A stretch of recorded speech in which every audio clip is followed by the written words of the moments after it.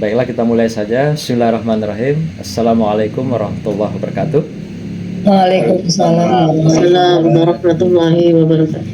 Bapak Ibu, para guru agama yang dimuliakan Allah, yang saya hormati Bapak dosen pengampu, Pak Arya, yang mendampingi saya untuk beberapa sesi ke depan, dan Bapak Ibu para guru sekalian yang dimuliakan Allah.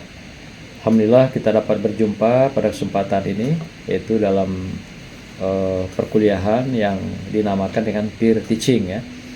Kalau dalam bahasa lain ini istilahnya apa? Micro teaching ya. Nah, jadi peer itu artinya, peer itu kan sejawat, kanti sama-sama ngajar, kanti sama-sama belajar. Nah, itu maksudnya peer. Jadi peer teaching artinya kita saling nanti memberikan masukan, saling mengevaluasi, dan saling memperbaiki kelemahan dan kesalahan kawan. Kemudian memberikan solusi, masukan yang terbaik, konstruktif untuk perbaikan kawan-kawan yang mengajar. Nah, oleh karena itu, karena Bapak Ibu sudah bikin perangkat ajar yang lalu, ya udah pakai itu saja, digunakan itu, dan nanti mungkin diperbaiki mana yang kurang, disempurnakan. Jadi ada beberapa hal yang saya berikan catatan. Saya minta besok mengajarnya tegak gitu, seperti memang guru. Ya, terserah nanti apakah Bapak Ibu ada yang nyotingnya di depan kamera atau tes malam ini seperti apa, Bapak Ibu bisa tegak berdiri. Layaknya di depan papan gitu. Nah, carilah papan nanti, apa papan kecil, papan besar, Bapak Ibu bisa menggunakan itu. Nah, atau juga PPT-nya langsung. Ya, jadi di samping papan tulis PPT itu digunakan langsung melalui PowerPoint atau juga melalui laptop. Kalau ada PowerPoint lebih bagus. Jadi langsung digunakan layar screen. Mungkin akan lebih membantu kalau di sekolah. Di sekolah kan perangkat lengkap semua kan? Nah, jadi sekalian peer teaching ini saya ingin lihat kemampuan teknologi Bapak Ibu sekalian. Ya, jangan gaptek Bapak Ibu ini gitu. Ya, kita sama-sama nengok besok. Ya. Kalau Bapak Ibu guru hari ini di era digital masih ada yang gaptek, nah itu bermasalah itu. Sekalipun guru agama harus sudah terbebas dari gaptek. Orang tidak tahu, tidak paham Bapak-Bapak Ibu ini adalah guru agama. Pokoknya guru. Nah, karena hari ini anak-anak kita hidup di dunia media transformasi atau media informasi. Jadi artinya Bapak Ibu pun harus lebih canggih dari muridnya. Hari-hari segini anak-anak kita hidup di dalam gadget atau juga Android yang cerdas.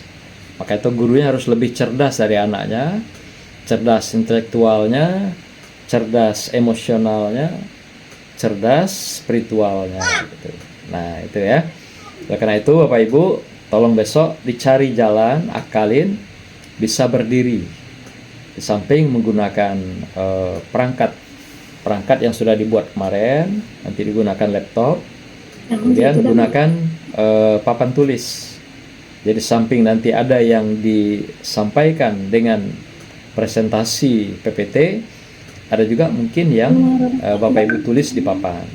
Nah, itu ya. Ini sekedar pengantar untuk Bapak Ibu, sikap pertama. Itu yang pertama. Yang kedua, seperti layaknya mengajar kan hanya 3 aspek saja dalam strategi mengajar. Ya mungkin sudah dipelajari kemarin, strategi pembelajaran. Apa itu 3 itu? Adalah strategi ketika membuka pembelajaran. Yang kedua, membahas, menyampaikan materi ajar. Ketiga adalah penutup, menyimpulkan materi ajar secara keseluruhan. Nah, oleh karena itu nanti dari 3 bagian itu, pembuka, kemudian pembahasan pembelajarannya, dan penutup, cukup Bapak Ibu tampilkan sekitar 30 menit. Ya, 30 menit maksimal. Nah, jadi kurang-kurang sedikit boleh. Tapi pastikan bahwa Bapak Ibu tampil 30 menit. Nanti setelah itu kita ada diskusi, dialog, perbaikan, penyempurnaan dari perangkat dan teknik teknik penyampaian materi ajar itu. Yang pasti bahwa ketika bab strategi pendahuluan, pastikan Bapak Ibu sudah mempunyai apersepsi. Persepsi itu apa? Adalah strategi kita membuka ranah belajar siswa, peserta didik. Jadi barakan belajar itu, kalau istilah Gagne itu, dalam bukunya Conditioning of Learning, kondisi belajar, itu adalah kita mengkondisikan dulu gitu. Jadi nggak bisa BTL, batak tembak langsung gitu. Jadi dikondisikan dulu. Nanti Bapak Ibu cari buku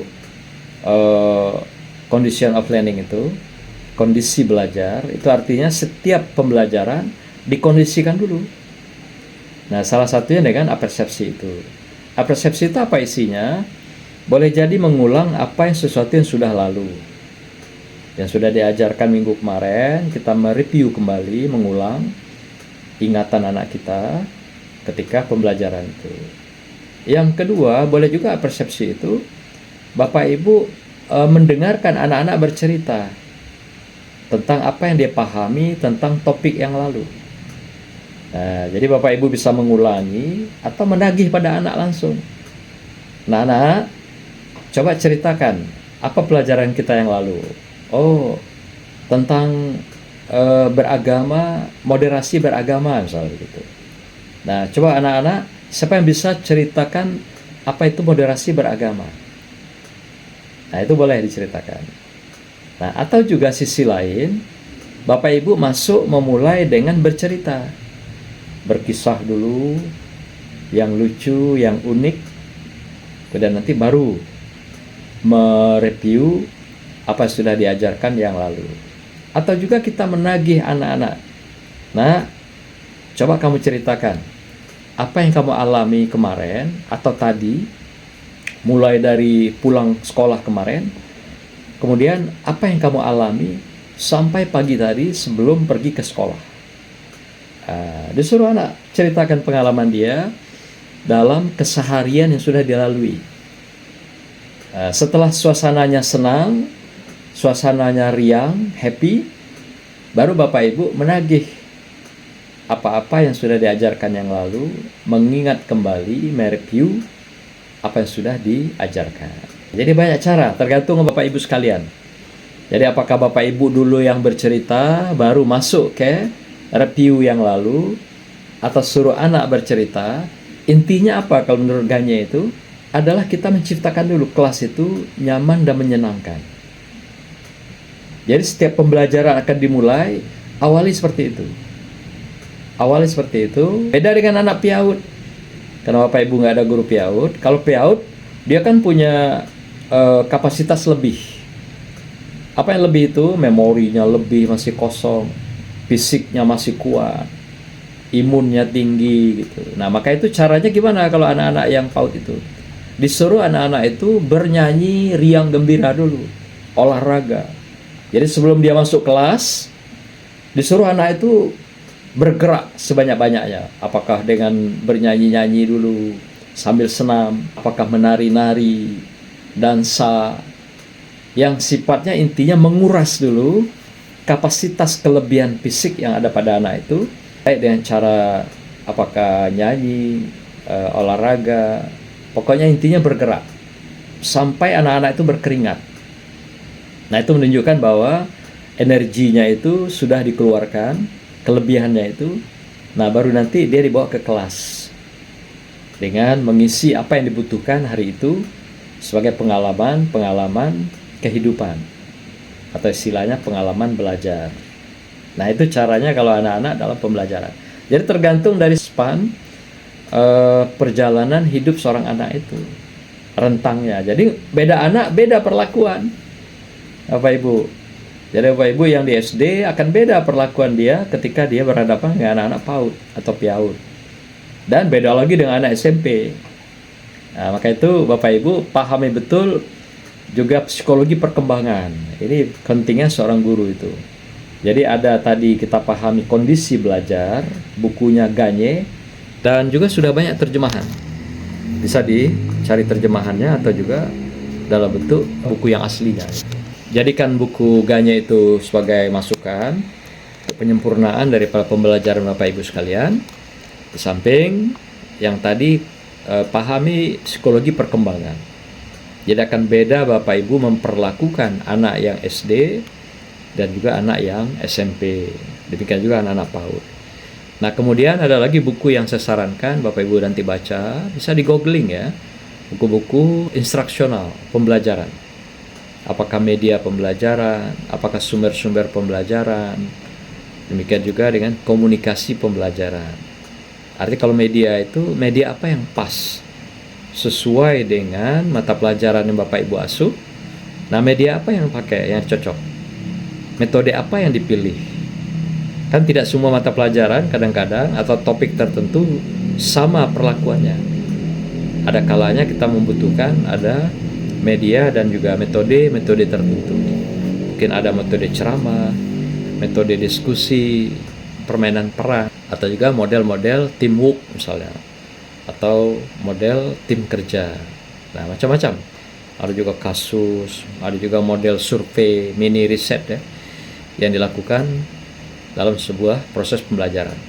Bapak Ibu perlu pahami bahwa pembelajaran hari ini kita sudah berubah dari pola guru sebagai fasilitator, sudah berubah menjadi kolaborator. Pegang itu baik-baik ya. Kalau dulu yang model paradigma lama, kita memfasilitasi, fasilitator dalam sebuah proses pembelajaran. Tapi sekarang tidak, adalah kolaborator. Apa bedanya? Kalau fasilitator, seorang guru menyiapkan semua perangkat, sumber dan bahan ajar. Kalau sekarang enggak, guru cuma mendampingi peserta didik dan dia yang kita minta mencari, menemukan, menggali dan sebagainya. Sehingga nanti itu adalah bahan yang digunakan untuk memperkaya mereka dengan tagihan-tagihan belajar itu. Nah, jadi pembelajaran hari ini di era globalisasi, era digital ini, kita tidak lagi sebagai fasilitator. Ya, kita tidak lagi memfasilitasi mereka, tapi sebagai kolaborator. Jadi kolaborator itu lebih sebagai pendamping yang menemani, yang melakukan guide, pemanduan daripada kegiatan-kegiatan pembelajaran. Pahami betul ya, Bapak Ibu, fungsi kita bukan lagi fasilitator. Itu pembelajaran modern hari ini yang kita kenal dengan pembelajaran di era pembelajaran revolusi 5.0. Atau juga dikenal dengan masyarakat super smart society, masyarakat super cerdas.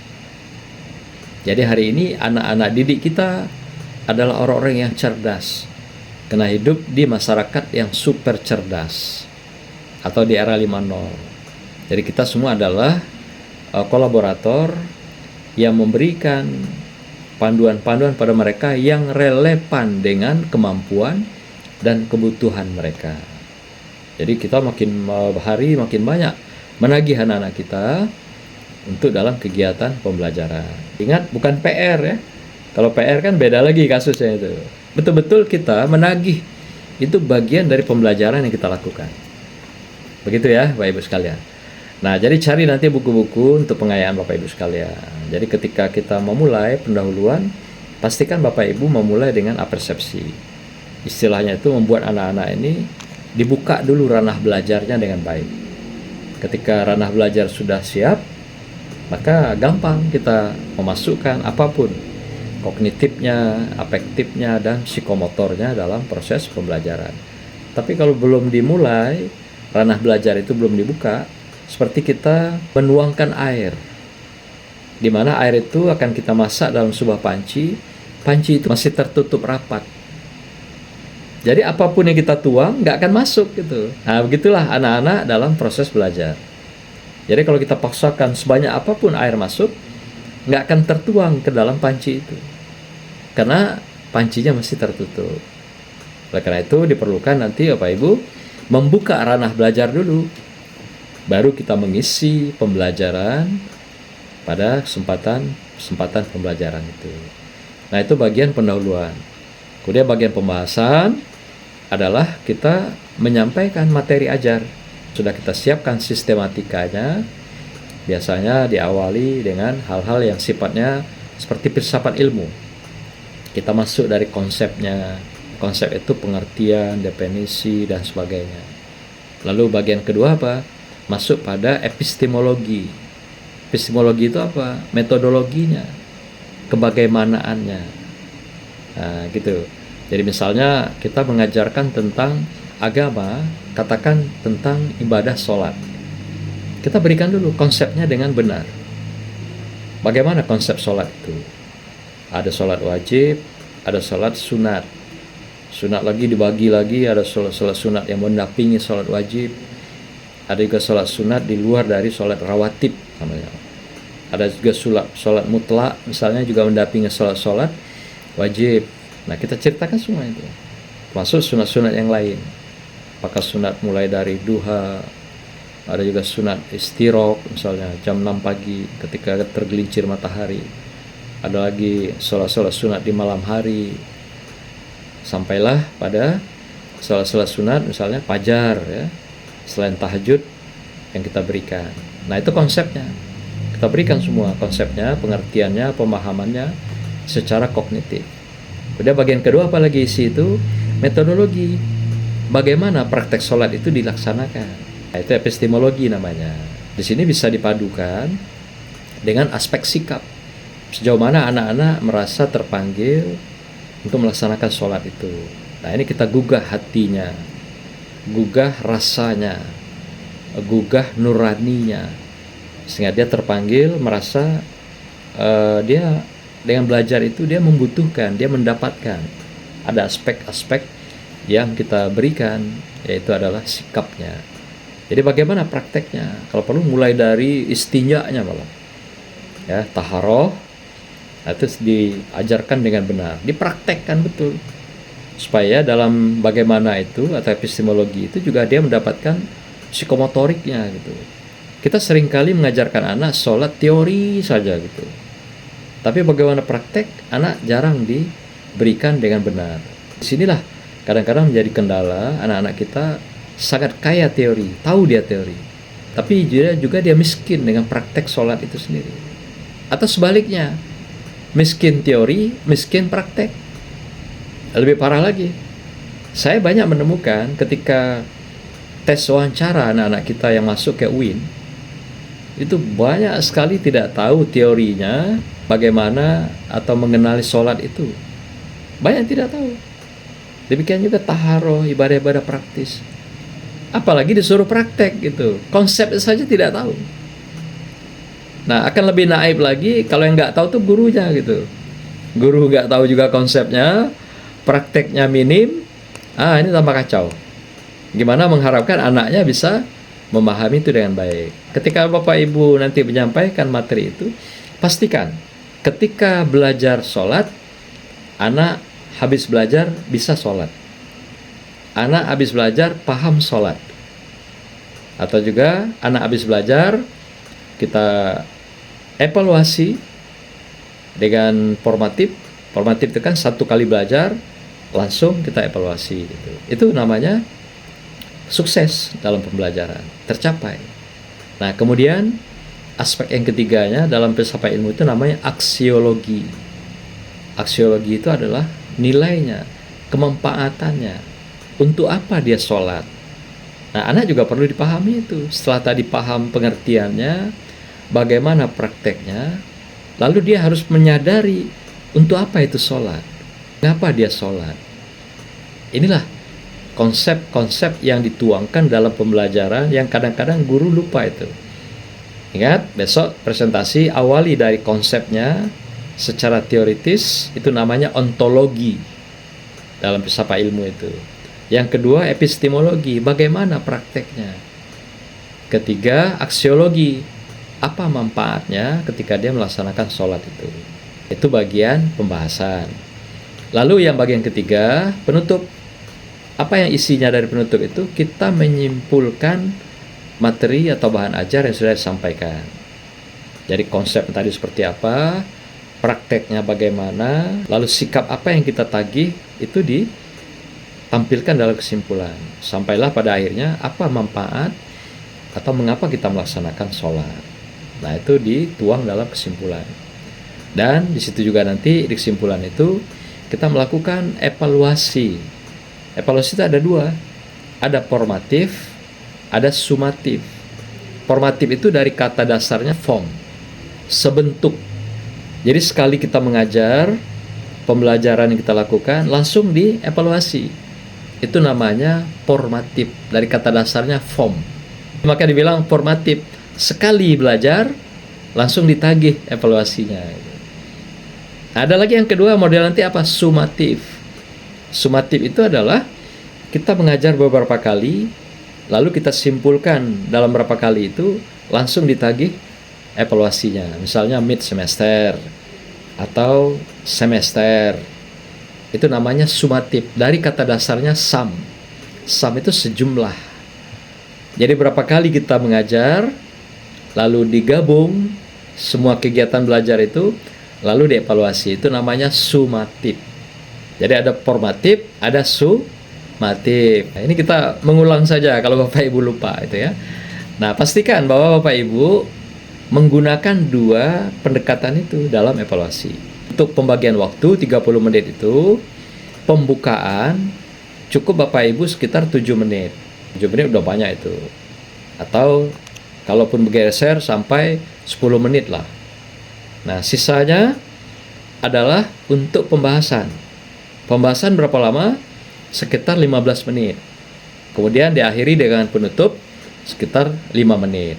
Nah, jadi 10, 15, 5.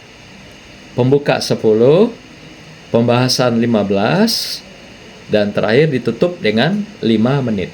Pas 30 menit.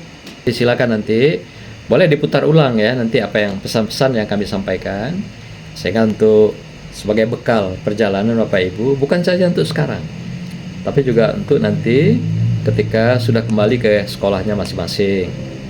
Karena ini juga kita jarang ketemu ya. Di kesempatan juga saya memberikan pengayaan pada Bapak Ibu sekalian, mengulang kembali. Saya yakin pengalaman Bapak Ibu sudah nggak diragukan. Tapi yang sesuatu yang sudah kita miliki, kalau tidak diulang kembali, ibaratkan jalan, tidak dirambah, semak balik dia. Nah, gitu ya. Jadi jalan itu semak bisa dia tumbuh lalang, tumbuh rumput. Nah, tapi dengan diulang kembali, menyegarkan kembali apa yang Bapak Ibu pernah terima sebelumnya. Atau mungkin belum pernah diterima gitu ya. Apa yang saya sampaikan, terutama buku-buku tadi. Karena buku-buku itu adalah buku-buku yang mendasar dalam pendidikan. Jadi kalau Bapak Ibu menjadi guru profesional, peganglah buku-buku itu. Pertama tadi bukunya Gagne, Robert Gagne, bukunya Conditioning of Learning, mengkondisikan belajar. Itu buku itu booming betul ya, viral ya di mana-mana.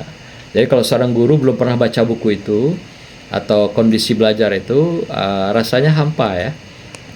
Karena itu pakarnya itu di bidang teknologi pembelajaran. Nah, yang kedua, pahami tadi, yaitu psikologi perkembangan.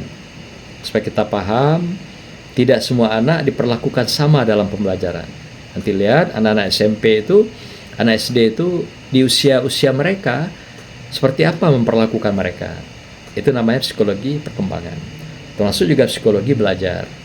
Itu juga sangat bagus untuk dipahami, supaya kita bisa menempatkan diri kita di dalam dunia peserta didik. Itu orang cerdas dalam psikologi. Karena ada kadang-kadang guru arogan, sombong, menunjukkan hebatnya sendiri.